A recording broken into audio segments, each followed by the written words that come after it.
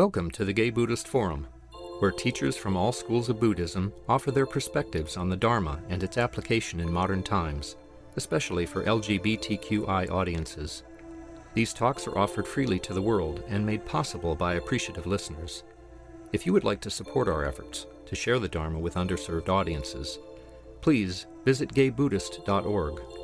There you can donate, find a list of upcoming speakers, or enjoy many hundreds of these recorded talks dating back to 1996. This morning our speaker is Eugene Cash, and he's the founding teacher of the Insight Meditation Community of San Francisco. He sits on the Teaching Council at Spirit Rock Meditation Center and leads intensive meditation retreats internationally. Many streams of Vipassana tradition, as well as the Zen and Tibetan lineage of Buddhism influence his teaching. Eugene has a special interest in the development and maturation of householder practice in the West. He also is a teacher of the Diamond Approach with A.H. Almaas, where he has studied and practiced inquiry since 1989.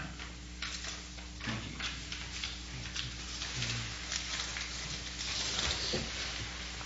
Nice to be here with you all again on Easter Sunday. I had a little moment about 2 minutes ago, one of these little moments that sometimes teachers have, where you think, well, did I give this talk to these people the last time I was here? It's like gulp. And I may have given some version of it, but hopefully your memory is like mine. And this is a new version of it, so we'll see if you remember. I'll begin with a quote that I really like these days. It's from the Lankavatara Sutra. It says, "Things are not what they seem, nor are they otherwise." So, things are not what they seem, nor are they otherwise. And this paradox that's pointed to in this quote feels more and more relevant, more and more important in practice, more and more at the heart or center of practice for me personally. And I would like to speak to this paradox and the world of paradox as it's pointed to in a teaching in Buddhism called the Two Truths. And you all know there's the Four Noble Truths, which are suffering, cause of suffering, end of suffering, path that leads to the end. This teaching of the Two Truths is highlighted more in the Mahayana tradition, and in the Vajrayana, but is also found in the Theravadan. It's really in all three streams of all three of the main streams of Buddhist tradition. And I find paradox both fascinating and illuminating, because reality is so ungraspable, so undefinable, so difficult to actually conceptualize the truth or our experience, except in relative terms. And so the investigation into paradox often lands me in this place of paradox, knowing and not knowing, both. Seeing what I understand and what I don't understand at the same moment. Seeing the relative truth of any situation and the mystery of life at the same time. And so paradox points us at the divine, at the sublime, in the middle of the ordinary, in the middle of the simplicity of human life, in the absolute ordinariness of human life.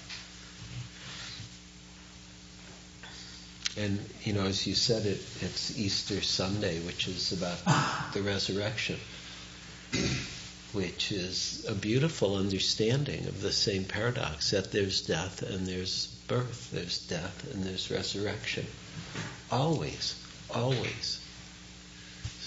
Partly in the Buddhist understanding, it's happening at each moment. That everything is changing in each moment. That this moment dies, the next moment is born. And so this death and resurrection, this paradox is actually happening now.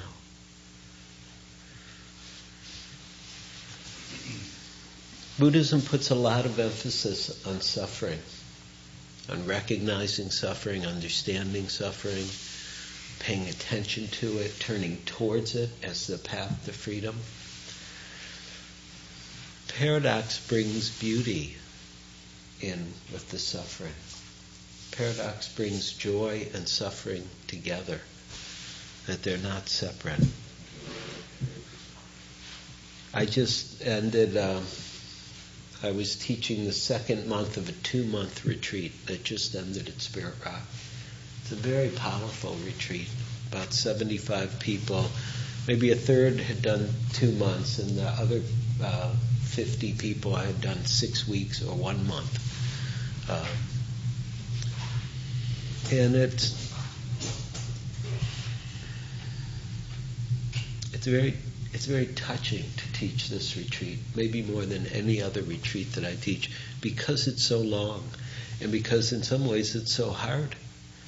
It's hard to be with yourself for 2 months or 6 weeks or a month. It's hard not to have distractions or entertainments. Like the biggest entertainment is either lunch or the Dharma talk. And that's it. The rest of your time, actually there's not actually any entertainment in a real sense. It's all part of the practice. But so much is bare bones. So much is just being actually present with your experience without diverting your attention, without turning your gaze away from what's here, what it is to be a human being in the experiential realm. And so it's touching on how powerful it is. It's touching on how painful it is for people. How much suffering there is in any and every human being. It's a little shocking on some levels to see the stories and the difficulties and what people have been through and what needs to be attended to, the liberating quality of paying attention to suffering, to our own suffering, and watching the nobility, really, that the Buddha described. They're called noble truths, those four truths, that studying suffering is ennobling. And you see that in people sitting with experience where they think, I'm not going to be able to do that. I can't do this. I can't feel this. I can't contemplate this. And then they can. That what they think is not actually what's true. Or our belief about ourselves is not what's true. That we actually have this tremendous capacity of the heart to embrace suffering, to awaken in the middle of suffering. And so it's very moving to be part of that in any way as a teacher.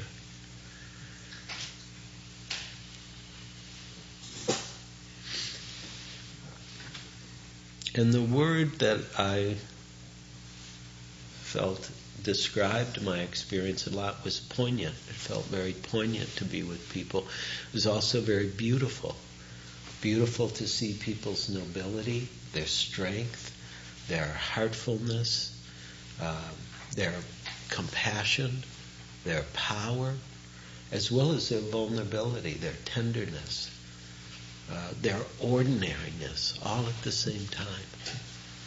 And then the beauty of awakening, of realization, people having going very deeply, or understanding very deeply the Buddha's teachings, seeing very clearly impermanence and selflessness, emptiness, and the joy that comes with that simplicity of being that arises, no matter what the suffering is that people were going through. This is kind of the pith of it. You watch people go through all this suffering, all this difficulty, bodies hurt, hearts hurt, minds chatter. It's the whole catastrophe of being a human being. And it's going on, and then also you see something else starts to emerge. It's really the alchemical process of mindfulness. Something else starts to shine. Something else starts to reveal itself, even while this is happening. It doesn't actually stop totally. It gets a little less, or it gets mediated. But all of a sudden there's this kind of radiance and openness and joy, even when the suffering's there. A kind of happiness or peace, not based on the conditions. The body still hurts, the mind still chatters, and all of a sudden something has shifted. And something's been revealed that was always there, but had been obscured. And so it's very moving, it's very poignant to watch people awaken and to participate in any way. There's a poem from the Japanese poet Issa, who was a poet, a practitioner, who had a very difficult life, very difficult. He wrote later in his life, he said as a child, he never went to sleep without crying. That he'd had a stepmother who didn't like him, and he had a bad childhood, we would say. And he had a difficult adulthood. He was married, he had 4 children and a wife, all of whom died over a period of time from different illnesses. And on the death of one of his daughters, he wrote this, and he really understood this world that's pointed to in the 2 truths. I guess I should say the 2 truths. Now this is separate from the 4 noble truths. The 2 truths are that there's a relative reality and an absolute reality. Or there's a conventional reality as we know it, and then there's a more ultimate reality that often we're not aware of, or we may intuit but we don't know so well. And Issa described it this way after one of his daughters died. He said, the world of dew, D-E-W, which is the relative world. The world of dew is just the world of dew, and yet. And this and yet is the poignancy of the conventional world, of this world that we're sitting in right now. I'm talking, you're sitting here, we're hanging out, it's Sunday morning. You may be hungry or interested or bored or tired or foggy. Just the normal world, the world of dew. And yet. We live in this world of dew, this relative world, this conventional world. This is the 9-to-5 world. This is the world of paying your taxes and having relationships and, people cutting you off on the freeway and, whatever. This normal, everyday ordinariness that is in some ways very hard for us as human beings. We often have a big reaction to how ordinary we are. And yet, there's something more than just the ordinariness.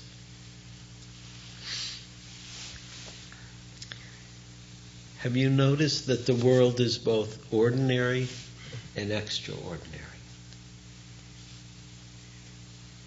Do you remember a moment, a time, a sunset, or even a moment where you're walking downtown and all of a sudden you see, like everybody's really alive. There's something more than just the usual habit or trance.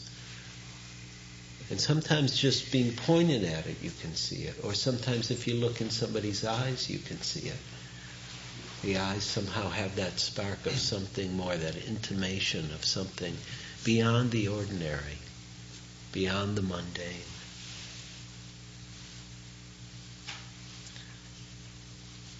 So for your reflection now, you might just feel what it's like to feel both the ordinariness of us sitting here and the extraordinariness of whatever it is that's sitting here.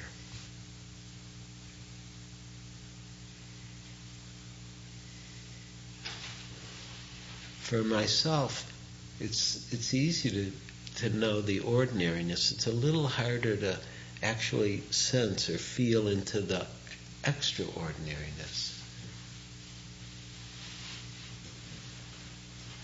What helps for me is it's not a thinking about it. It's more feeling, sensing, or looking a little more closely sometimes helps.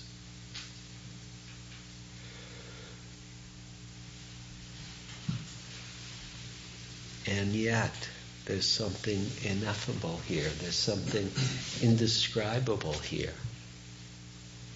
And it's here in the room, it's here in each one of us.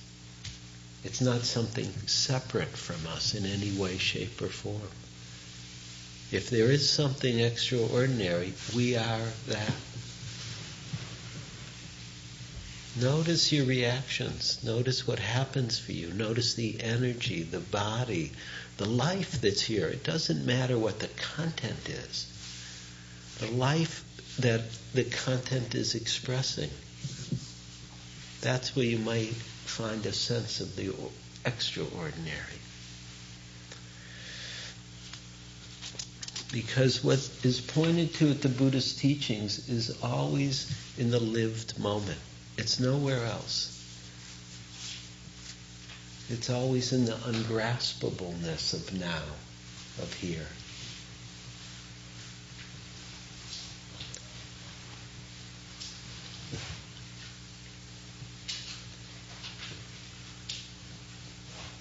The reason why mindfulness is such a skillful tool is it points us all over and over and over again to now, and to here, and to this, beyond our ideas of it, into the living reality.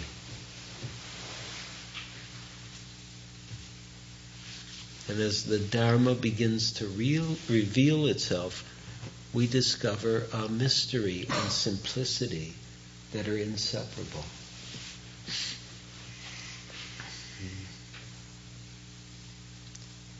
So within the lived moment, yet beyond our ideas, but not separate. Within the sensations, yet beyond at the same time. Within the whole process of thinking, yet somewhat beyond. A reality that is not limited to the consensual, to the conventional, but is not separate from that ordinary reality. And what the two truths do, this idea of conventional and ultimate, or relative and absolute, what they are is a philosophical conceptualization of this paradox. And it, in some ways, points us at the heart of the middle way, or right into the middle of the middle way that the Buddha taught, where you end up with no place to stand. It's actually a kind of way to take the ground out from under oneself. The Buddha taught this middle way between eternalism and nihilism. He taught the middle way between solidity and nothingness. He taught the middle way between self and other. Where do you end up when you take those things away? When you take the poles and don't live in any pole of these paradoxes?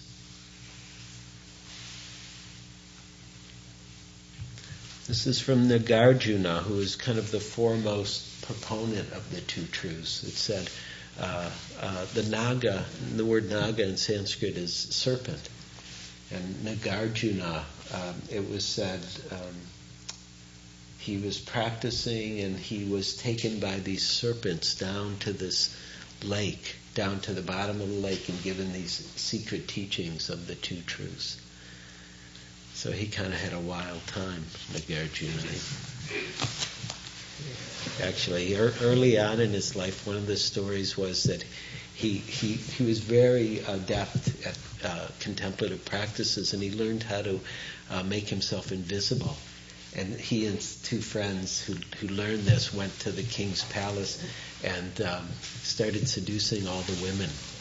And the king got really upset and had all his guards come, and he knew something was happening, and knew somebody was there, and they just started slashing the air. And it said his two friends were killed, and he only survived by staying very close to the king. And then he really turned. That really changed him. That had a profound effect on him. That's when he turned towards the Dharma. So Nagarjuna writes this about the two truths. He says, the Dharma taught by Buddhas hinges on two truths: partial truths of the world and truths which are sublime. Without knowing how they differ, you cannot know the deep. Without relying on conventions, you cannot disclose the sublime. Without intuiting the sublime, you cannot experience freedom. And so the two truths are totally woven together.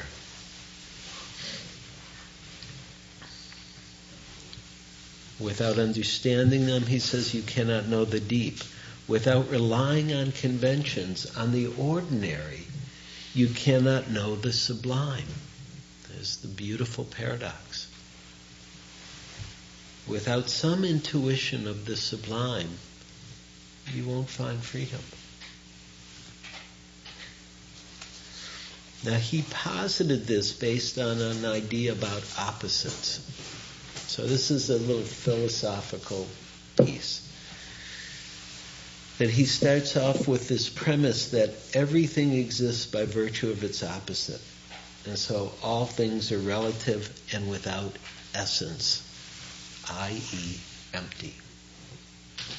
Meaning that there are opposites, that if there's hot, there's cold. If there's young, there's old.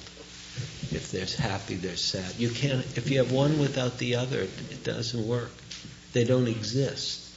It doesn't exist as a separate, solid thing. It only exists in relationship, one to another. Opposites are mutually dependent. One member of a pair of opposites can only arise through the other. From this he draws the conclusion that such entities cannot really exist, since the existence of one presupposes the existence of the other. Thus, for Nagarjuna, emptiness means the absence of an essence in things, but not their non-existence as phenomena.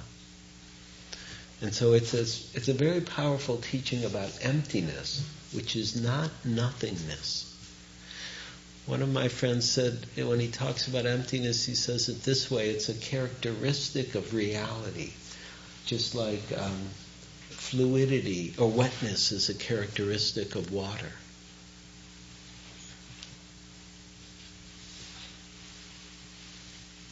So things, it's not that there's nothing here. And there's a cup, there's a relative cup here. But it's empty. It's not permanent. It's a construct. It got formed and shaped, and it's made up of certain elements. And at some point it'll disappear because there's nothing ultimate. It's not ultimate. It's just a relative reality.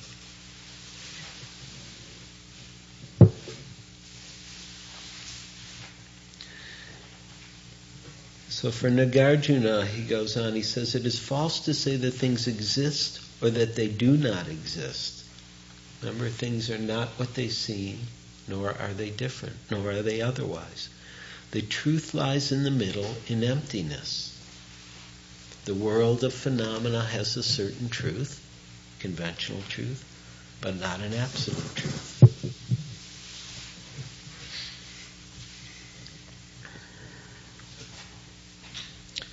In the Theravadan tradition, they point at it a little differently. There's a teaching called dependent origination, which describes how reality is conditioned.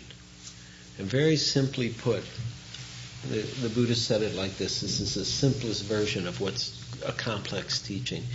He said, because this is because that is. This is not because that is not.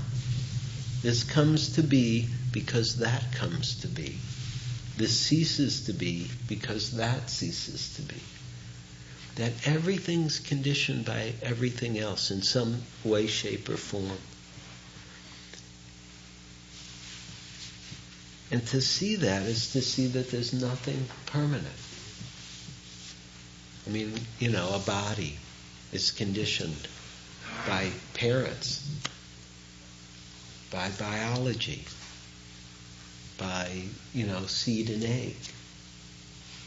And it sustains for a while, it lives for a while, and then part of its conditioning is that it actually fades. It's not conditioned to stay forever. Those aren't the conditions of it.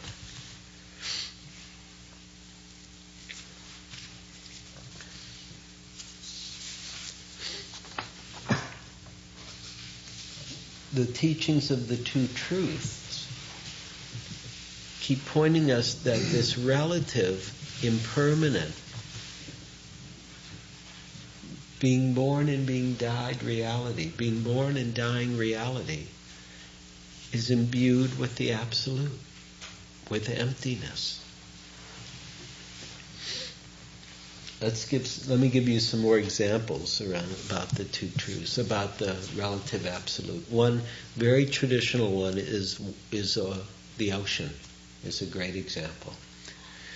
If you think about the depth of the ocean, it's dark, it's quiet, there's no movement, it's peaceful down there. And then you look at the waves. The waves are more the relative. The depth is the absolute. When you're up on the waves, there's the swells and there's the chop and there's the breaking of the waves, and the wave rises up and comes down. And all of that has its relative reality. Is it separate from the depth? It's the same water, whether it's depth, whatever form it might take. But a wave actually comes and goes. We see it. If you're there, you're standing, and the wave comes, you don't just say, oh, this is just the depth and it's quiet and peaceful. No, you dive under so you don't get kind of smacked down. It's got its relative truth, but it's not at all separate from the depth, from where it comes.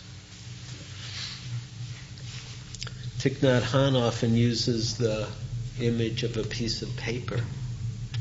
He says, we shouldn't allow relative truth to imprison us and keep us from touching absolute truth. Looking deeply into relative truth, we penetrate the absolute. Relative and absolute truths inter-embrace. Both have value. For example, the paper is made up of non-paper elements. Can you see what's in here? Can you see the dependent origination, all the causes and conditions that go into this piece of paper? Can you see the tree? Can you see the forest? Can you see the earth? Can you see the rain? Can you see the sun? Can you see the people who cut down the tree? The trucks that haul it? That's all here in this piece of paper. Sometimes when I'm sitting with people one-on-one, which I do in a variety of situations, it's like they're sitting here and then all of a sudden I can start to see the whole history of humanity, or a certain stream of humanity, based on parents and religion and race and creed and culture and tradition and movement of human beings over the earth. It's all there in the relative, in John or Paul or Jack or whoever it might be. It's all here in Eugene, if we look deeply. Another example of the two truths, which somebody just showed me, which I really liked, is a mathematical understanding of the relative and the absolute. And I'm not drawn in that area, so it really I found it very interesting.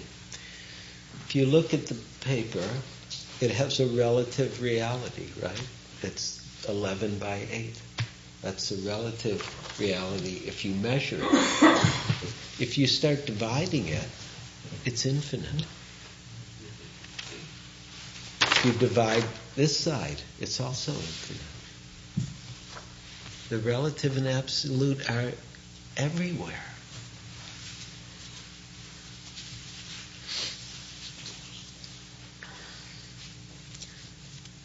When you go out, you can see it. You'll see shapes, forms. There'll be smells, tastes, touch.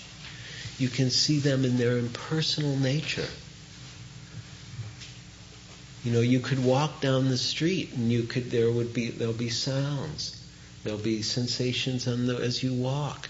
There'll be the sense impressions, the visual sense impressions. There'll be thoughts happening. In their impersonal way, in their universal sense. That's always what's happening from a Buddhist perspective. Is there's 6 sense doors and the impressions that come at these sense doors. Totally impersonal on that universal level.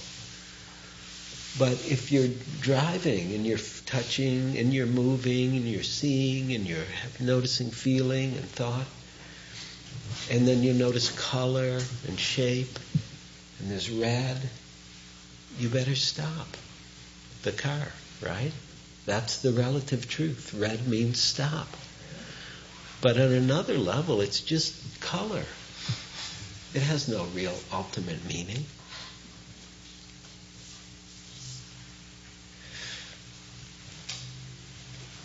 So one reason to speak to the two truths is about why we practice. Why do we sit?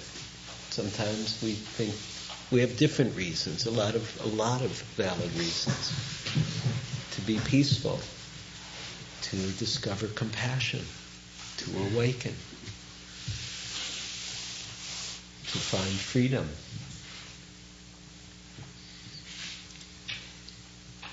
One reason is to realize the two truths, is to realize the mystery in the ordinary, the universal in the now, in the simplicity. John Cage, the great American composer, said it this way. I think this is a really apt description of practice. He said, I am trying to become unfamiliar with what I am doing. I'm trying to become unfamiliar with what I am doing. It's really fun to become unfamiliar. And, of course we're also familiar, but when that moment happens when things become a little bit unfamiliar, it's very interesting. Stephen Batchelor puts it this way. He says, as mindful awareness becomes stiller and clearer, experience becomes not only more vivid, but simultaneously more baffling. The more deeply we know something in this way, the more deeply we don't know it.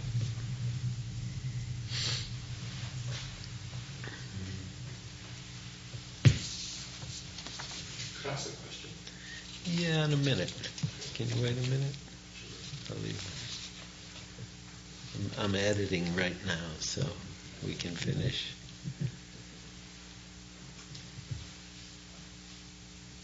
I'll tell you 2 more stories. One is from a woman, a Hindu saint, written by Douglas Harding. Anybody know Douglas Harding? Yeah, he's great.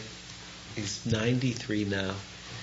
He's a Brit, and he's kind of a feisty, very funny guy who teaches, whose book is called On Having No Head, his famous book. He was walking through India one day and he realized he had no head. And, if you look around, you'll notice you don't either. Everybody else has a head except for you. And, I mean, conventionally we know we have this idea we have a head, but in the lived experience you can't see it. You can just see everybody else's head. Anyhow, he was writing about Anandamayi Ma, who was a great saint in India. He said she was totally non-attached from what was going on and paradoxically totally united with it. And these two are both necessary, for if you have one without the other, look out. She was free of the world in the sense that her essence was the source of the world, and she was not limited by its products or involved in them. Intrinsically, she was freedom itself. That was one extremely important half of the truth. The other half was that she was so involved in everything. You see, to be totally separate from everything, to be the space for it, the capacity for it, is to be it. Paradoxically, if one is free of a thing, one is free to be that thing. To be free of the world is to be the world. This is the living teaching of the two truths.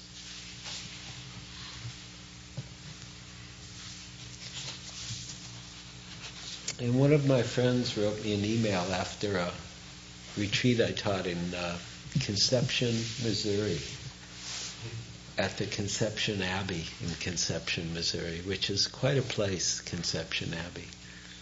I should just do a Dharma talk about Conception Abbey someday. Had the worst Dharma food ever at Conception. I've been going many years. It's getting better. The first year I went, they thought vegetarian food, a vegetarian meal was white rice, uncooked tofu, and mashed potatoes. It was very white. It was white. And then for at tea time for the yogis, they would put out all these like glazed donuts, chocolate, which is not exactly the culture in insight meditation retreats. But this was a retreat I taught a few years ago, and it was in the spring, but somehow there was this incredible snowstorm, like you can really get in the Midwest. And the wind was blowing, so the snow was going sideways, and there was huge drifts of snow. And then the day before the retreat ended, the snow stopped, and it got beautiful, and it was spring-like, but still a lot of snow around. And my friend Ginny Morgan and her friend Ram Jyoti were leaving, and Ram Jyoti had just been to her. It was a Hindu practitioner. This was her first Vipassana retreat. And Ginny wrote me an email after I got back. She said, "Dear Eugene, Ram Jyoti and I got stuck in a long line of traffic on Highway 71, revisited. We waited patiently while a snowdrift the size of an 18-wheeler was cleared off the road. What was lovely and quietly appreciated by both of us is that even though we knew that Ram Jyoti would miss her plane, it was all just fine. On the road to the airport, after the drift was clear, the car hit a patch of ice in the road. In a long, quiet moment, it began to turn sideways. I said, 'Shit.' Ram Jyoti said, 'Ram.' We both use the same tone of voice. There is no side of the duality that is better than the other.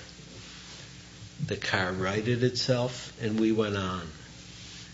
We are truly just drops of dew trembling on the tip of a leaf."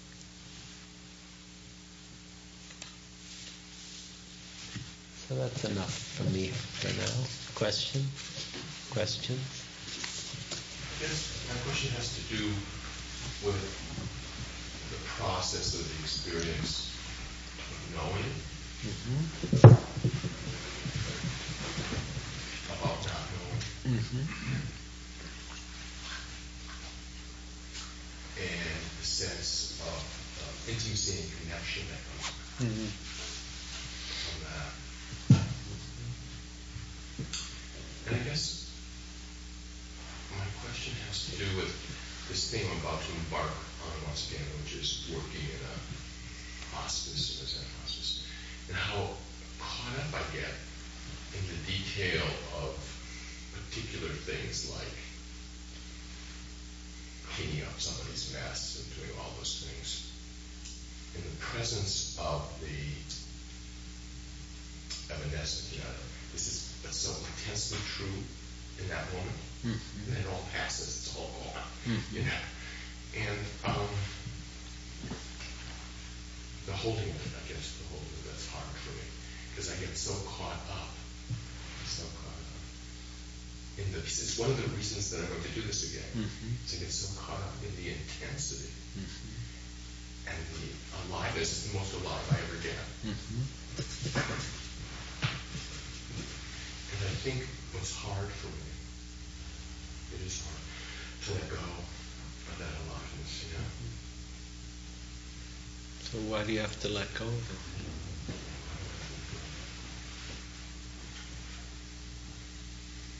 It comes and goes on its own, doesn't it? It certainly does. Yeah. You're right. And the Zen, if I relax enough, right. I can come and go with it. Right. If I can relax.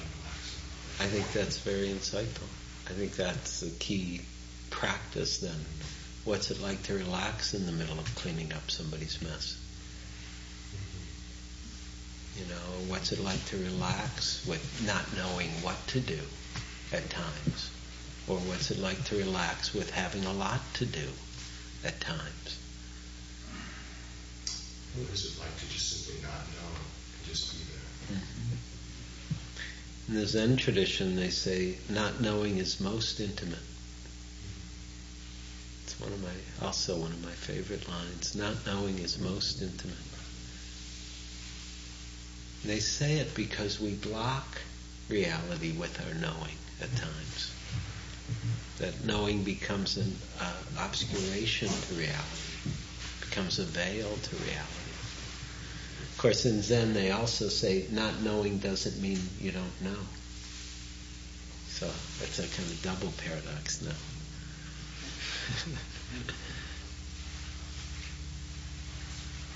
Any other questions? I just had a memory.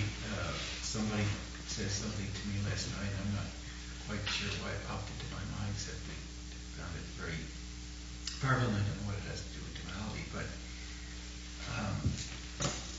I was telling her that I was just thrilled that I had these AIDS meds that finally worked.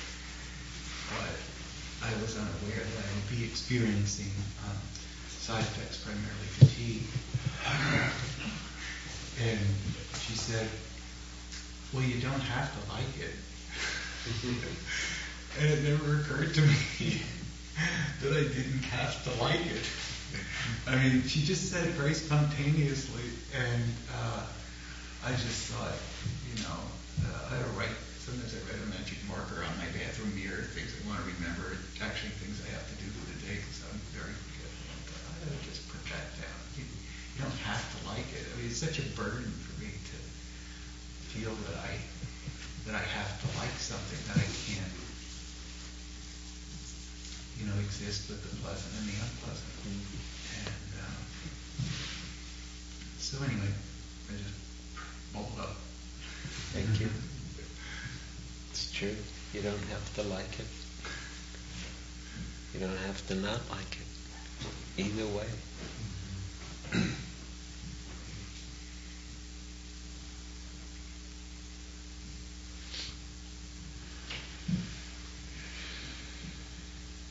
So in my sitting group, what we do at this point, if nobody has any questions, is I start asking you questions.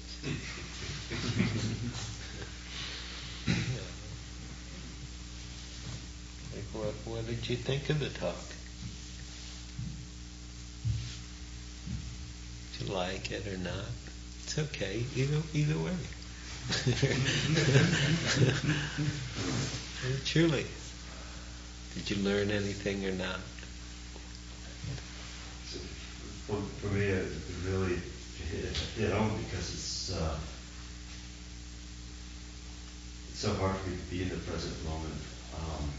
And even when I'm meditating, I keep going over the list of things I can do this afternoon. Right. And how I can juggle them all, and maybe better not do this so I can have more time to do this.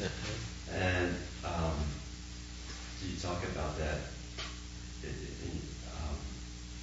talk about just being in the present moment and just being aware of it. Or even when I'm driving, it's the same thing. It's like I have these stories that I put myself into about what, things are going, and it's just so hard. But I do know that actually it was a retreat I took with you when up in Spirit Rock, where you absolutely forbid us to have the slightest distraction whatsoever. It's a common joke, but I mean to the point where I was like reading the car share ads on the bulletin board for distraction. Yeah.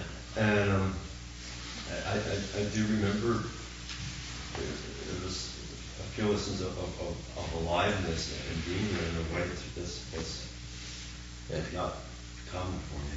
So your talk was very germane to issues that you're trying to deal with. It's not our training to be in the present moment. Mostly we're trained not to be in the present moment.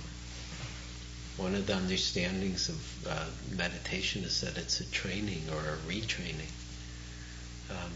But when you're sitting and you're noticing how much you're thinking about that list, you can be in the present moment and notice that you're thinking. Your thought doesn't have to be an enemy. What knows? What's knowing that you're thinking about the list? There's some mindfulness, some space, some knowing that's bigger than you're not totally absorbed in the thinking at that point. When you know, wow, I'm thinking about the list again. And so you don't have to make that your enemy. Yeah. Just see if you can relax there. Mm-hmm. I know a common complaint for myself in my life is that I have too many things going on in my life, and it makes my life really difficult because I'm always balancing things and trying to do them all and thinking about the next thing while I'm doing one thing. But I know that the few times where I don't have anything going on in my life, it's almost like a panic attack. It's like, I have to fill this empty space right now with an activity. Yeah. So I am somewhat aware of the fact that I use this activity as a drug to keep from confronting. Right. That's why a retreat is so valuable. Even a day of sitting, and you just start working with that a habit and that belief that we can't be with what is, whether we like it or not. And we start to see we all have that capacity to be with reality as it is, not dependent on the conditions, not dependent on whether we like it or not. And we start to point ourselves at the freedom the Buddha talked about. Thank you for listening to the Gay Buddhist Forum. If you would like to hear several new talks per month and be notified of upcoming speakers so you can participate live, please subscribe to this podcast, like us on Facebook, and join our mailing list by visiting gaybuddhist.org.